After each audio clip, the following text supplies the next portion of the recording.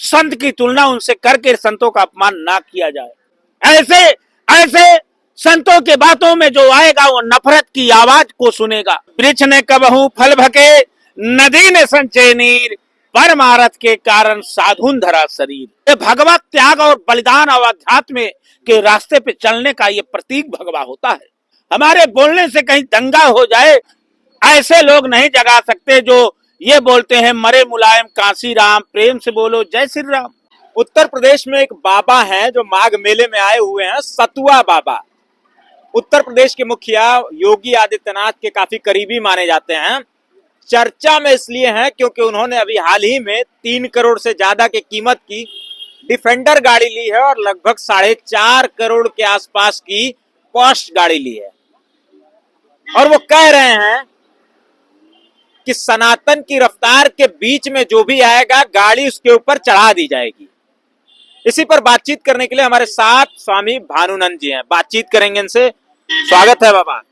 आपका भी बहुत बहुत धन्यवाद। कैसे देखते हैं इनके इस बयान को? एक साधु संत हो करके कह रहे हैं सनातन की रफ्तार जो रोकने की कोशिश करेगा उसके ऊपर यही गड़िया चढ़ जाएगी। देखिए, ऐसी वाणी बोलिए कि मन का आपा खोए और औरों को शीतल करे आपहु शीतल होए।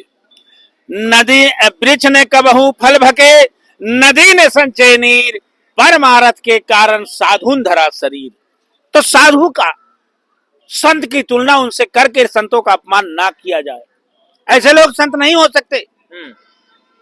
संत तो भटके हुए लोगों की बाह पकड़ करके उसे पार करने का काम करता है, उसे वह मार्ग बताता है जिसे मानव जीवन में खुशहाली तो मिलती ही मिलती है। जब मानव के शरीर को छोड़ता है तब भी उसे मोक्ष की प्राप्त होती है। ऐसे हमारे सनातनी होते हैं, ऐसे हमारे संत होते हैं। ये सब पाखंडवाद के रूप में रंगे हुए लोग हैं। ये लोग राजनीति की चाशनी में डुबकी मारे हुए लोग हैं।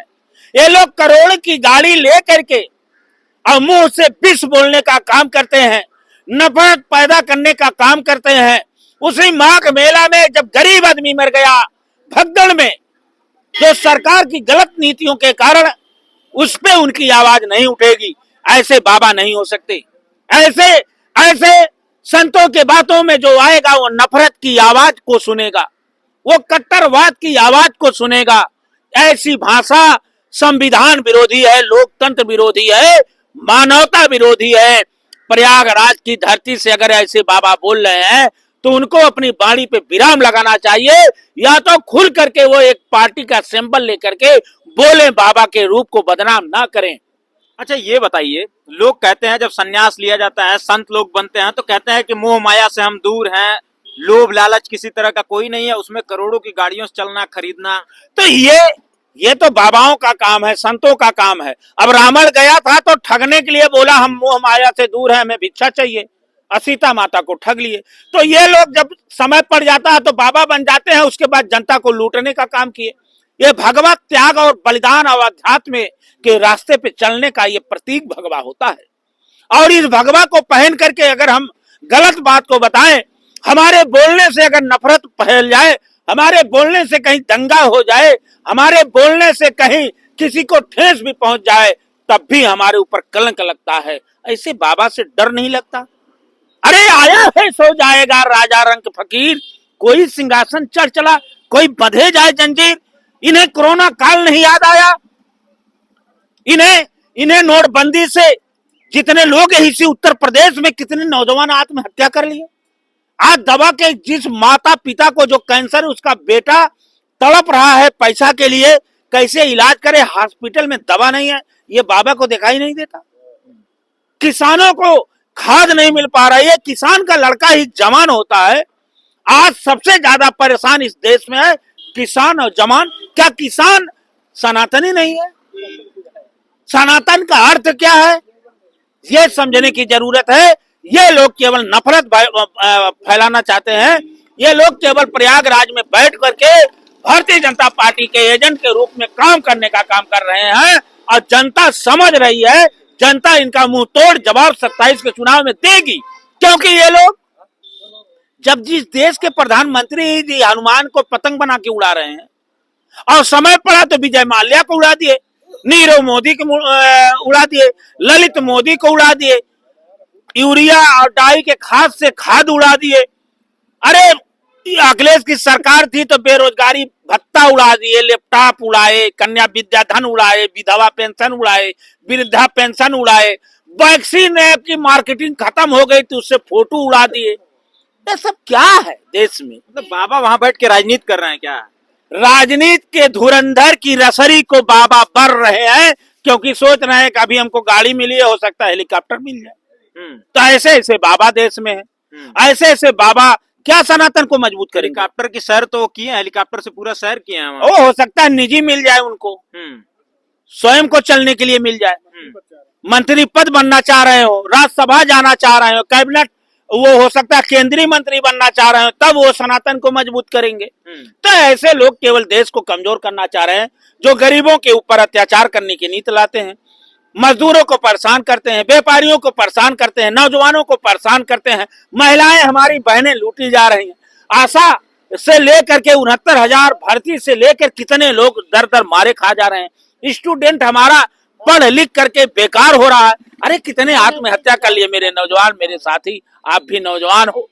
जिसका नौजवान लड़का जो गरीब बाप अपने पढ़ा करके, माँ पढ़ा करके उसको, उसने पेपर देने गया और अपने बाप की गरीबी को देख करके वो सोचा हम पेपर इसको पास कर लेंगे और हमें नौकरी मिल जाएगी, नौकरी नहीं मिला, फांसी का फंदा लगा दिया। इस पे इनकी बात नहीं आती कि सनातन का कौन विरोध कर रहा है, राम के नाम पे व्यापार कौन कर रहा है, हिंदू के नाम पे वोट कौन मांग रहा है, अब विकास के नाम पे ये क्यों नहीं वोट मांगते। इसलिए मैं ये समझता हूं कि इस प्रदेश में कोई अगर नेता है, सनातन सनातनी है, राम भक्त है, बौद्ध भक्त है, अंबेडकर भक्त है, कृष्ण भक्त है, कबीर, रविदास, तुलसी भक्त है, मानव का भक्त है, मानवता का भक्त है, उसका नाम अखिलेश यादव है। जो काम की बात करता है, मानवता की बात करता है, इंसानियत की बात करता है, वो राजनीति तो करता है, कहता है हमें आप वोट दो, हम आपको नौकरी देंगे, शिक्षा देंगे, दवा देंगे, बिजली देंगे, पानी देंगे, नौकरी देंगे, लैपटॉप देंगे, कन्या विद्याधन देंगे, बेरोजगारी देंगे, महिलाओं को देंगे, सबसे ज्यादा हम किसानों को देंगे, बेरोजगारी भत्ता देने का काम करेंगे। जिसने आगरा एक्सप्रेसवे बनवा करके फाइटर उतारने का काम वो राजनीति की बात हो जाएगी। एक और बाबा है इसी उत्तर प्रदेश में, राम भद्राचार्य।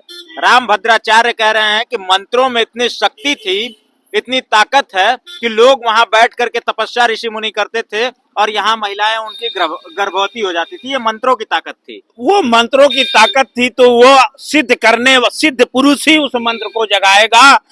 ऐसे लोग नहीं जगा सकते जो ये बोलते हैं मरे मुलायम काशी राम, प्रेम से बोलो जय श्री राम। जो अपने आप को कथा कथित बन जाए कि हमसे बड़ा विद्वान ही कोई नहीं है।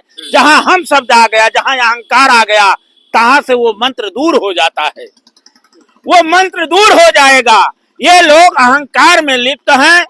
यही लोग प्रेमानंद जी का अपमान करते हैं। प्रेमानंद एक संत हैं जो थोड़ा से बीमार हो गए तो मदीना में जिसको चादर चढ़ने का काम हो गया।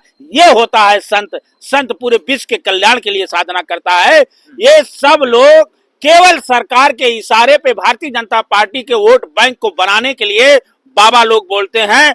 और संत जो होता है वो विश्व के कल्याण के लिए और भारत की कुशलता के लिए आराधना करता है। इसमें रहने वाले प्राणियों के अंदर मतभेद पैदा नहीं करता। कुल मिला के आपका कहना यह है कि सतुआ बाबा हो चाहे राम भद्राचार्य हो, ये लोग संत हैं ही नहीं। ये अच्छा, संत की परिभाषा क्या है? वो तो अपने को जगत गुरु रखते हैं कि जगत के गुरु हैं। संत तो पूरे विश्व के कल्याण के लिए होता है। हमने कह दिया ने, पहले ही लाइन में कह दिया।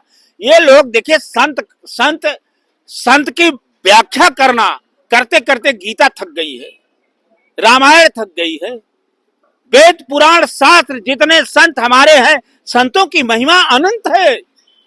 एक घड़ी आधी में पुनियाद, तुलसी संगत साधु की कटे कोट अपराध।